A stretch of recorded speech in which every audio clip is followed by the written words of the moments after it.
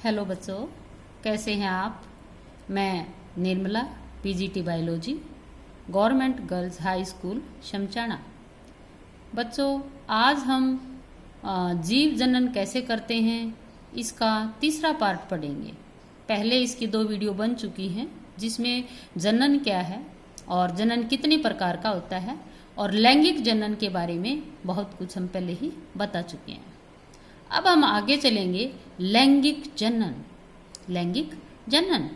और आशा करती हूँ मैं जो मैं ये बता रही हूँ सभी बच्चों को समझ में आएगा। और फिर भी बेटा मैं पहले ही बता देना चाहती हूँ कि अगर कोई भी बात समझ नहीं आती है तो आप मेरे को बताएंगे कि यहाँ से ये पॉइंट समझ में नहीं आया है। हम अपना चैप्टर छोटी छोटी वीडियो बना के एक एक टॉपिक लेके क्लियर करेंगे। ओके, सभी बच्चे ध्यान देंगे और सीरियसली अपना वीडियो देखेंगे और समझेंगे और कोई समस्या तो पूछेंगे। चलो बेटा करते हैं शुरू।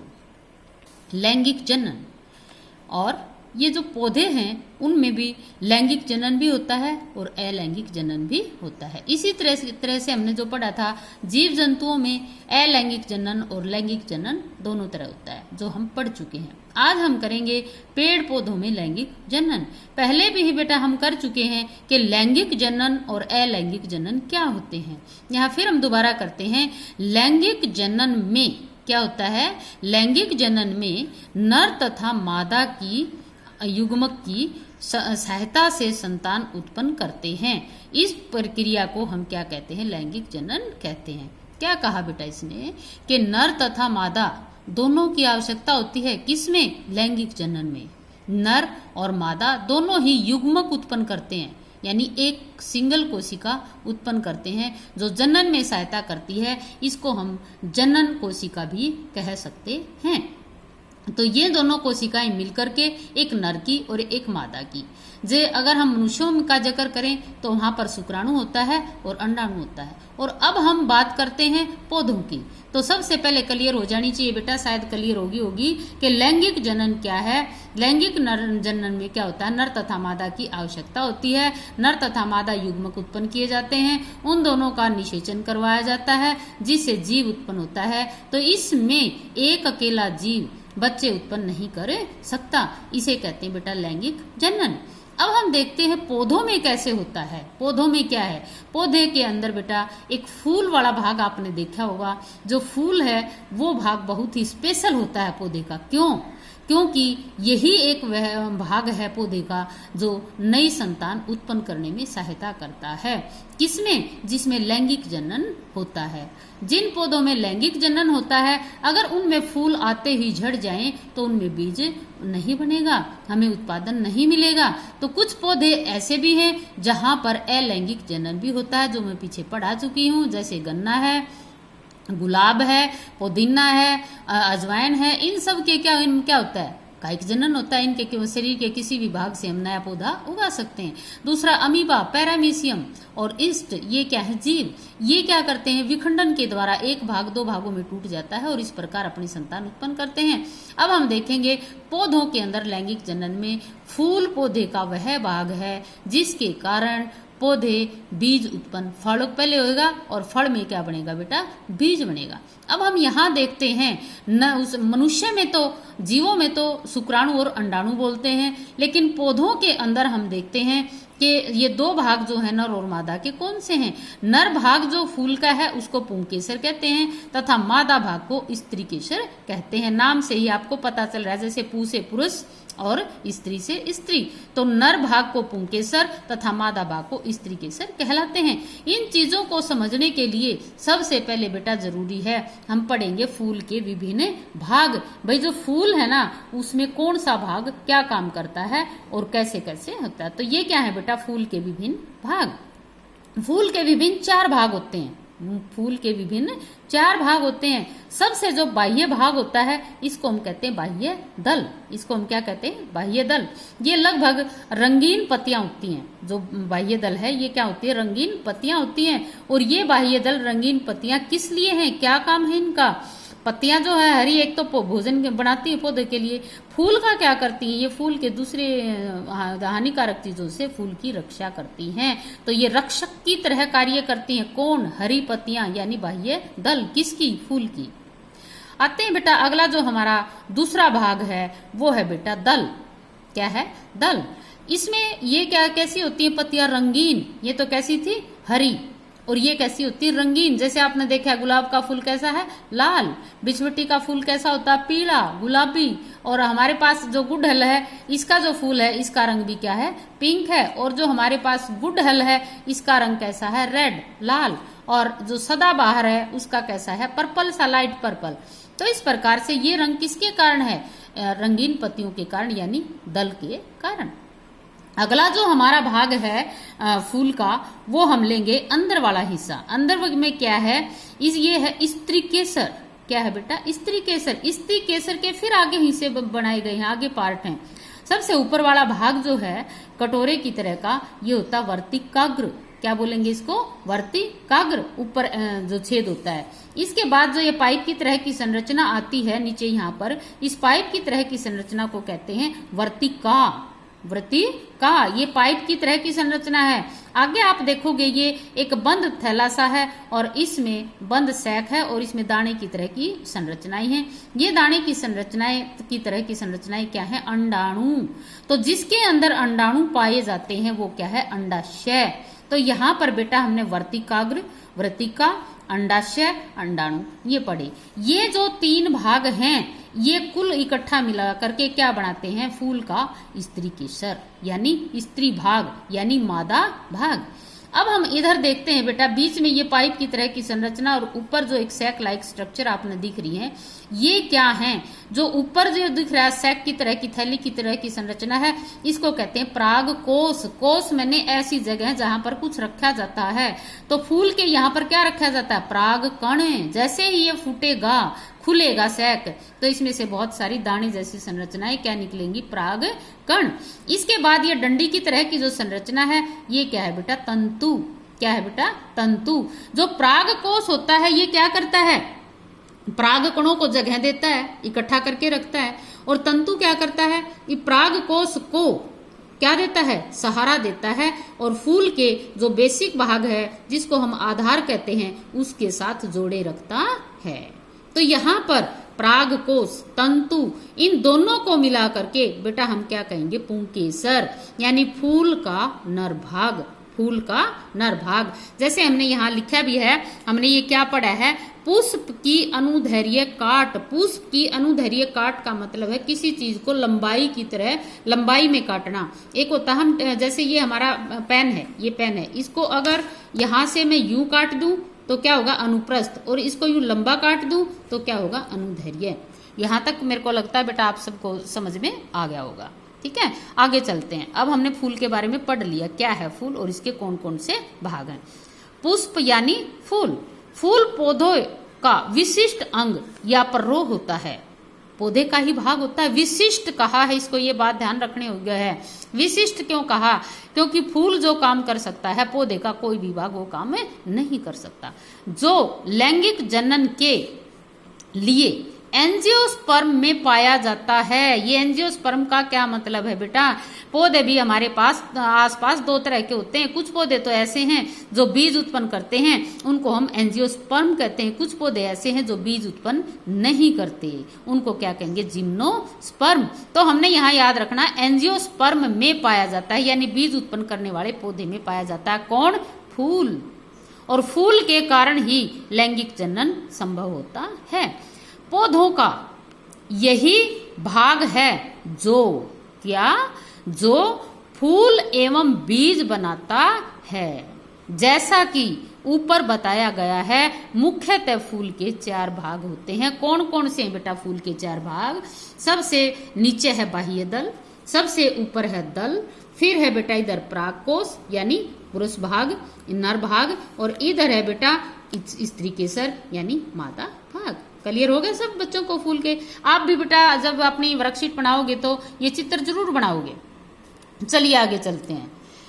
फूल का जो रक्षक है, अब इन्होंने क्या बताया, जो हमने ऊपर ये पढ़ा था ना, फूल के विभिन्न भाग और फूल की संरचना जो हमने पढ़ी है, फूल का क्या काम है, ये चीज हमने पढ़ी है।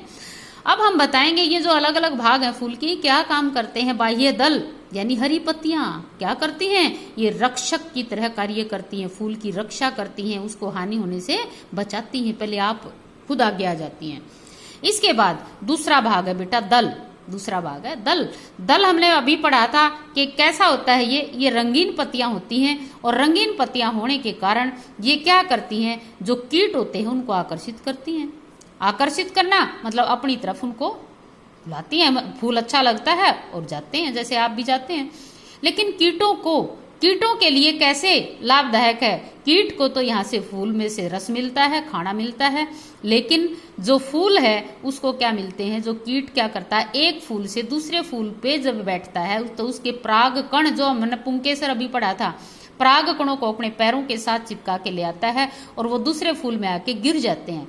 ऐसा होने से क्या होता है, एक का नर भाग और दूसरे का मादा भाग, जो अभी मैंने पढ़ाया था, जो ये क्या है वर्तिकाग्र, ये पराग कण जब इस वर्तिकाग्र के ऊपर गिरता है तो ये इस नली में से होता हुआ अंडाशय के अंदर आ जाता है। और अंडाशय में क्या होते हैं, अंडाणु। अंडाशय में क्या होते हैं, अंडाणु। ये अंडाणु और पराग कण जो हमें परागकोश से मिलेंगे, मिल करके निषेचन होता है, और निषेचन से बेटा युग्मनज बनता है। क्या बनता है, युग्मनज बनता है। युग्मनज यानी पौधों के अंदर हम क्या कहेंगे, इससे क्या बनेगा, बीज बनेगा, और पौधे की जो ये ओवरी जिसने अंडाशय हमका वहां, इससे क्या बनेगा बेटा, फल बनेगा। तो ये चीजें हमने पढ़ी किसके बारे में, दल के बारे में, और कीटों का क्या महत्व है परागण में। परागण क्या होता है बेटा, परागण। अब यहाँ पे ध्यान देंगे, परागण, पराग कणों का, परागण मैंने मतलब परागण की परिभाषा में समझा रही, किस प्रक्रिया को कहेंगे, पराग कणों का वर्तिकाग्र पर गिर के अंडाशय में पहुंच जाना, वर्तिकाग्र में से होते हुए अंडाशय में पहुंच जाते और यहाँ पर निषेचन होता है, जिससे फल और बीज बनता है। इस प्रक्रिया को, किसको, पराग कणों का वर्तिकाग्र पर गिरना परागण कहलाता है, परागण कहलाता है। यहाँ पर मैं एक बात और बता देती हूँ, अगर यहाँ के परागकण इसी के वर्तिकाग्र पर गिरते हैं, इसी फूल के पर, तो उसको कहते हैं स्वपरागण। और अगर दूसरा फूल जो है उसके परागकण जो कीट बैठे थे वहां पे, वही कीट उठ के फिर इस फूल पे आ गए, तो उसके परागकण जो इसके अंदर होते हैं वो इसके वर्तिकाग्र पर आकर गिरते हैं, तो इसको हम कहते हैं पर परागण, क्योंकि दूसरा एक भाग दूसरे फूल का है और एक भाग इसका है। तो परागण, स्वपरागण और पर परागण मेरे हिसाब से सभी बच्चों को बहुत अच्छे से समझ आ गया होगा। अब आगे बेटा हम पुंकेसर पे, क्या है पुंकेसर का काम, अरे पुंकेसर और स्त्री केसर तो पौधे के बहुत ही जरूरी भाग हैं, जिनके इन्हीं के कारण तो पौधे के फल लगते हैं और इनसे बीज बनते हैं, जिनसे पौधों के वंश में वृद्धि होती है। वंश में वृद्धि, जैसे कल हमने जनन में पढ़ा था, वंश में वृद्धि क्या है, सभी जीव, तो पेड़ पौधे भी तो जीव हैं, अपने जैसी संतान उत्पन्न करके अपने वंश में वृद्धि करते हैं। कहने का मतलब, मान लो आज अमरूद का पेड़ है और अमरूद हमने खा लिए, बीज उसके कहीं गिरे नहीं, उनसे नया पौधा बना नहीं, तो कुछ समय के बाद क्या होगा, धीरे धीरे बीजों की नस्ल ही नष्ट हो जाएगी। धरती पे कुछ सालों के बाद अमरूद देखने को ही नहीं मिलेंगे। क्यों? क्योंकि वहां पर दूसरे नए पौधे नहीं उगे। तो पराग कणों का और जो ये पुंकेसर है, इसका क्या काम है, ये जनन कोशिकाएं हैं पौधे की, इससे नए जीव उत्पन्न करते हैं। तो ये इसने कहा है, यह फूल का नर भाग है, इसके फिर दो भाग आ गए, परागकोश जो ऊपर थैली सी है जिसमें परागकण होते हैं, और डंडी सी जो है वो तंतु कहलाएगी। तो ये क्लियर हो गया बेटा यहाँ पे। इसके बाद इधर आते हैं हम स्त्री केसर। स्त्री केसर के फिर तीन भाग हैं, वर्तिकाग्र जो चिपचिपी होती है अंदर से, चिपचिपी, जैसे ही कीट उसके ऊपर आके बैठेगा और उसके साथ में जो भी उसके पैरों के साथ परागकण चिपके हुए होंगे वो वर्तिकाग्र के साथ चिपक जाएंगे, उड़ के नहीं जाएंगे।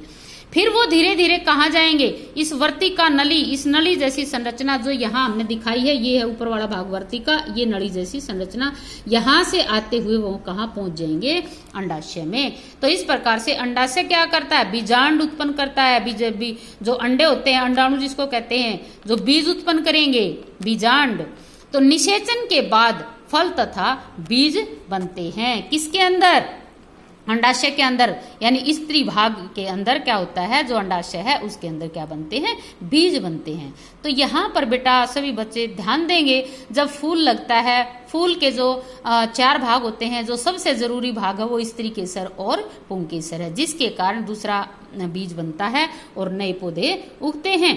तो यहाँ पर मैं समझूंगी बेटा सभी बच्चों को ये टॉपिक शायद जो पौधों के अंदर जो लैंगिक जनन है वो और फूल के विभिन्न भाग शायद अच्छे से समझ में आ गए होंगे। अब मैं आपको एक बार फूल में भी दिखा देती हूँ। अब यहाँ पर देखिए, देखो बेटा, जो मैंने कहा था बाह्य दल, ये जो है ये क्या है, हरी पत्तियां, जिसको हमने बाह्य दल कहा था।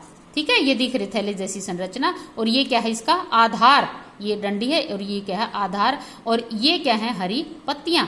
इसके बाद ये क्या आ गई, रंगीन पत्तियां। क्या आ गई बेटा, रंगीन पत्तियां। इसके बाद जो ये लंबी जो नली दिख रही है तुमने, ये क्या है, वर्तिका नली, वर्तिका नली। और जो ये पीला हिस्सा दिख रहा है, ये क्या है, पराग कण। क्या है ये, पराग कण। और ये ऊपर जो लाल 3 संरचनाएं दिख रही हैं, ये क्या है बेटा, वर्तिकाग्र, और फिर वर्तिकाग्र की नली, और फिर इसके नीचे जब हम इन पत्तियों को हटा देंगे, इस हिस्से को, तो क्या होगा बेटा, यहाँ से इस एक थैली की तरह की संरचना निकलेगी, लोटे की तरह की, जो हम कहेंगे, जिसको हम क्या बोलते हैं, अंडाशय। तो ये जो चीज है यहाँ जो आपने दिखी, ये क्या है बेटा, अंडाशय। क्या है ये, अंडाशय। ये हरी पत्तियां, ये लाल मैंने तोड़ दी हैं। ये पाइप की तरह की जो संरचना है, वर्तिका नली है। और इसके ऊपर जो ये लाल रंग के जो दिख रहे हैं ना, ये 3-4 ये जो दिख रहे हैं, ये क्या है, वर्तिकाग्र, जिसपे आके पराग कण गिरते हैं। और ये जो पीड़े वाले हैं, ये क्या है बेटा, पुंकेसर। आपको ऊपर थैले जैसी संरचना दिख रही है ना, और फिर नीचे एक तंतु दिख रहा है। ठीक है, तो यहाँ पर एक चीज और ध्यान देने हो गया है, ये जो मैंने फूल बताया है आपको, ये गुड़हल का फूल बताया है, जिसमें लैंगिक जनन होता है। सभी में लैंगिक जनन नहीं होता, दोनों के, कई पौधे ऐसे होते हैं जिनके फूल में दोनों ही अंग, जैसे पुंकेसर और स्त्री केसर एक में ही होते हैं, जैसे गुड़हल बता दिया। इनको कहेंगे उभयलिंगी। उभयलिंगी, उभय मैंने दोनों, लिंग मैंने नर और मादा, दोनों एक में ही होते हैं। इसके साथ साथ आपने पपीता देखा होगा, पपीता के जो फूल होते हैं वो एक लिंगी होते हैं। एक फूल में नर भाग होता है, दूसरे फूल में मादा भाग होता है। इसलिए आपने कभी कभी सुना भी होगा कि पपीते के जो पौधे हैं ना, वो हमेशा 2 लगाने चाहिए। क्यों लगाने चाहिए? क्योंकि एक में नर भाग होता है और एक में मादा भाग होता है। तो ये शायद मेरे को लगता है बेटा आपको बिल्कुल क्लियर हो गया होगा। इसी तरीके से जैसे ये हमारे यहाँ गुलमोहर है, और ये इधर ही हमारे कुछ और भी जो पौधे हैं, कनेर है, कनेर का फूल है ये। इसमें भी आप देखेंगे बाहर जो ये हैं, ये यहाँ पर ये हरी पत्तियां हैं, और इसके बाद ये रंगीन पत्तियां हैं। रंगीन पत्तियां, इसमें आप क्या देखोगे, जो पुंकेसर हो पत्ती के साथ चिपके हुए हैं, पुंकेसर पत्ती के साथ चिपके हुए हैं। और बीच में ये क्या है बेटा, जो स्त्री भाग है, स्त्री केसर है। अगर हम इसको निकाल देते हैं, इसको अगर हम तोड़ के निकाल देते हैं, तो आप देखेंगे यहाँ पर अंदर एक लुटिया की तरह की संरचना आपको दिखाई देगी। ये है इसका मादा भाग, ये अंदर वाला, ये क्या है बेटा, इसका मादा भाग। तो ये जो हमने फूल का कनेर देखा है जिसका कलर पिंक है, ये भी कैसा है, उभयलिंगी। ये हमने गुड़हल का फूल देखा है जो हमारे स्कूल में बहुत सारे लगे हुए हैं, ये भी उभयलिंगी है, इसमें भी लैंगिक जनन है। इसी तरीके से ये हमारा सदाबहार का फूल, तो इसमें हम क्या देखते हैं, इसका कलर अलग है बेटा। कुछ फूल तो बहुत अलग से क्लियर दिखाई दे रहे हैं, स्त्री केसर और पुंकेसर, लेकिन कुछ फूल ऐसे होते हैं जिनमें अच्छे से बिल्कुल क्लियर नहीं दिखाया जाता, बहुत बारीकी से देखा जाता है। तो यहाँ पर आज का जो हमारा टॉपिक था वो था बेटा जनन। जनन की कौन सी प्रकार थी? लैंगिक जनन था। किसमें था? पौधों में था। ठीक है, तो अब मैं आशा करती हूँ आप सबको ये बहुत अच्छे से समझ में आई होगी। और अगर आपको अच्छे से समझ में नहीं आई हो तो बेटा आप दोबारा मेरे को सिर्फ पॉइंट भेजेंगे कि यहाँ से ये चीज़ क्लियर नहीं हुई, यहाँ से दोबारा समझाई जाए। और अगर आपको समझ आ जाती है तो आप ये डायग्राम जो नामांकित जो चित्र है वो अपनी कॉपी में बनाएंगे। और दूसरा क्या करेंगे, अगला कोई भी टॉपिक ऐसा जो लगे आपको, आप खुद भी टॉपिक दे सकते हैं। अगर कई बच्चों का टॉपिक होगा तो मैं उसी पे वीडियो बना दूंगी। तो आज का ये जो हमारा पौधों के अंदर जनन हमने पढ़ा, पौधे दो प्रकार के होते हैं, उभयलिंगी, एकलिंगी। एकलिंगी वो होते हैं जिनमें सिर्फ नर या मादा होता है। वो ऐसे पौधों को जनन के लिए दो तरह के पौधे चाहिए, लैंगिक जिसमें फ्लावर हो, और दूसरा जिसमें नर और मादा अलग अलग हों। इसी तरीके से एक होते हैं उभयलिंगी जो अभी बताए हैं, जिसमें नर और मादा दोनों ही भाग पौधे के एक के अंदर ही होते हैं। तो ये मैं आशा करती हूँ सभी बच्चों को ये वीडियो मेरी समझ में आई होगी। अच्छी लगे तो भी बताना है, अच्छी ना लगे तो भी बताना है। ओके बेटा, thank you, all the best. अच्छे से करेंगे, मैं आशा करती हूँ। मेरे जो बच्चे हैं बहुत ही ज़्यादा अच्छे हैं, 4-5 बच्चों को छोड़ के 4-5 बच्चे तो बहुत अच्छा काम करते हैं, बहुत अच्छा काम करते हैं। शाबाश, करते रहें और मेरे को बताते रहें आपको क्या समझना है। तो ओके बेटा, थैंक यू।